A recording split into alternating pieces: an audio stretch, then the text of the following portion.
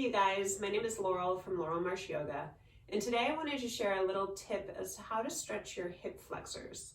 It's going to be a restorative posture, and what you'll need is one blanket or a towel. So what you'll do is you'll take your blanket or towel and fold it roughly to this shape. Then once you've done that, you'll fold it into a smaller shape, a rectangle. Ta-da! And you want to take this blanket off to the side and come onto your back like you were setting up for bridge pose.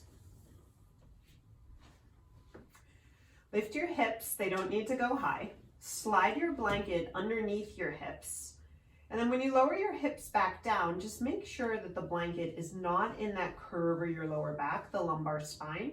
You actually want it a little lower towards the front of your mat or the front of the room, wherever you are. You're welcome to hang out here with your arms by your sides, and I'd recommend rotating the arms so that the palms face up. But if you're looking for a little more sensation, you'll extend your right leg long. Now, when you extend your right leg, notice if your lower back just went into a big back bend.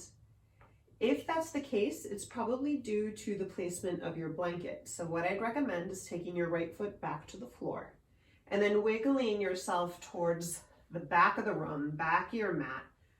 So it feels like the blanket is a little lower on the sacrum. Then extend the right leg again. Notice if that helped relieve any compression in the lower back. And if this feels comfortable enough for you, feel free to extend the left leg. Now note where sensation is in the body. Hopefully you feel some lengthening along the fronts of the hips, the area that we're targeting. So when we sit, this area is shortened if you think about the way our legs and hips are. So now we're in this Shavasana-like shape, but we're slightly elevated at the hips so we can lengthen these muscles.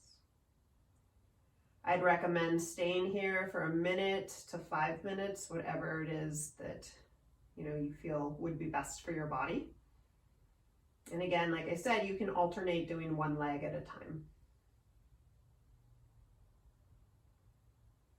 When you're ready, you'll take your feet to the ground. And all you'll do is lift your hips up to remove your blanket and walk your feet a little wider than hips width. Bring your inner knees and thighs together, just giving yourself a couple breaths in this posture, knee knocking pose.